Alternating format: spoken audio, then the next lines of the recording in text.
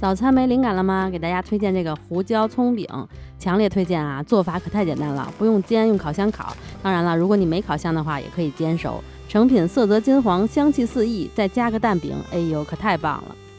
把所有材料放一起揉光滑。这个葱烧饼属于发面的，所以要放较猛。面也是要和得软一些，那吃着才软。详细手揉可以参考一下我之前发过的家常饼那个视频。用除湿剂揉的话，就是5到10分钟就揉好了。面揉好以后，盖上松弛20分钟。趁着这个时间，切一些葱花，再做一个油酥，热油浇在面粉上，搅拌均匀就可以了。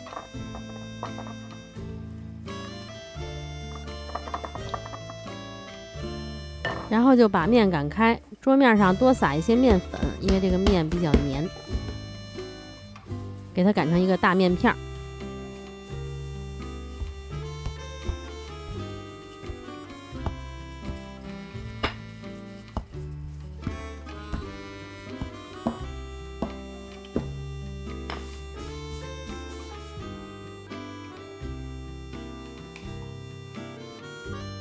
擀开以后，根据自家口味撒适量的盐，让它均匀地分布在这个面上。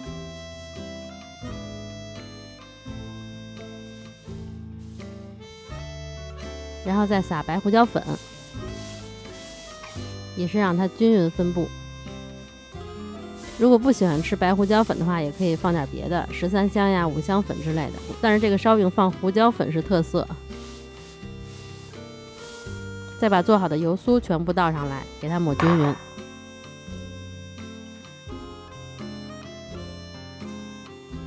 然后就放大量的葱花，最好多放点，因为我不是很爱吃葱，所以就没有放那么多。不过最后我吃着，我觉得还是可以再多放一些的。然后就给它卷起来，但是这个卷不是给它卷成圆柱形，是给它卷成一个饼状，可以说就是属于折叠吧。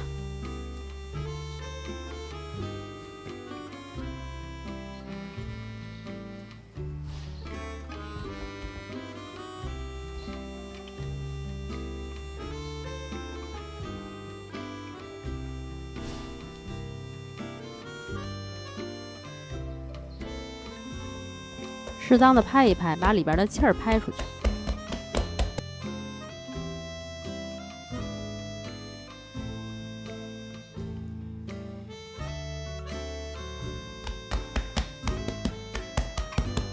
卷好以后，就在上面刷上蛋液，我刷的就是全蛋液。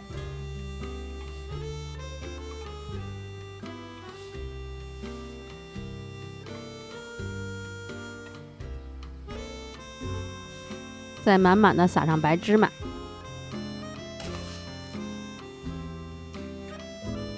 然后就这样给它斜着压出花纹来。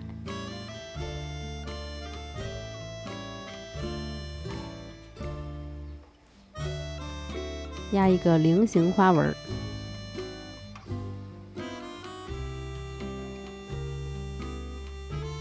再切块，我给它切了8块。做了8个，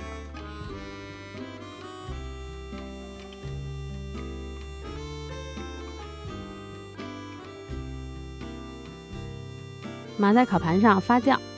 如果用发酵箱的话，就调到28度发酵，也可以室温发。室温发就给它盖上，防止变干。发到它变胖一点，差不多是原来的1.5倍大吧。判断不好就给它按一个坑，还有轻微回弹，表面还能留下这个坑。这样就可以了。放入提前预热好的烤箱中，从230到250度烤15分钟左右。只要它烤到表面金黄了，应该基本上就熟了。我是230度烤了15分钟，如果你的烤箱可以调到250度，就用250度烤。烤的时间越短，它水分保留的越多，会越松软。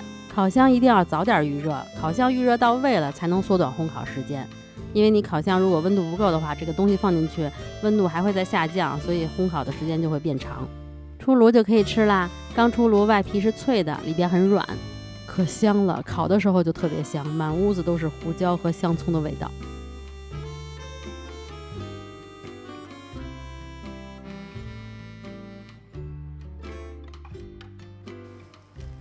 看里边是很松软的。在台湾早餐店里还会给加一个蛋饼，磕一个鸡蛋，再放一些葱花。鸡蛋里可以再放一点胡椒粉和盐，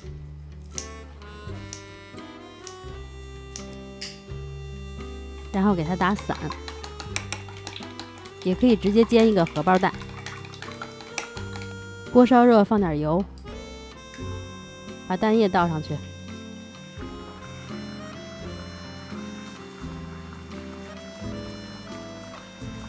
把蛋液煎熟就行了，然后随便给它折叠一下。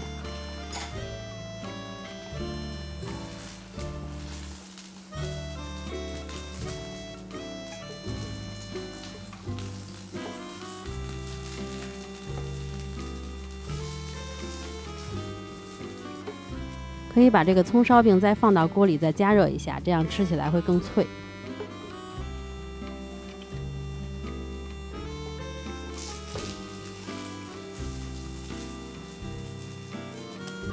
看我这个外边有一层焦焦的蛋饼，好香啊！然后从侧面给它切开。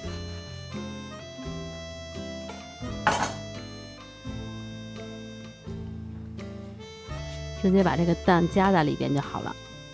平时要是没时间做，可以周末多做点，烤好以后冷冻保存。前一天晚上从冰箱拿出来放室内回温，第二天早上就这样加个蛋饼，烧饼再加热一下就行了，简单快手。嘿，倍儿棒！用北京话说，那叫一个地道。好啦，赶快去做吧！如果喜欢我的视频，一定要帮我点赞哦。我们下个视频再见啦，拜拜。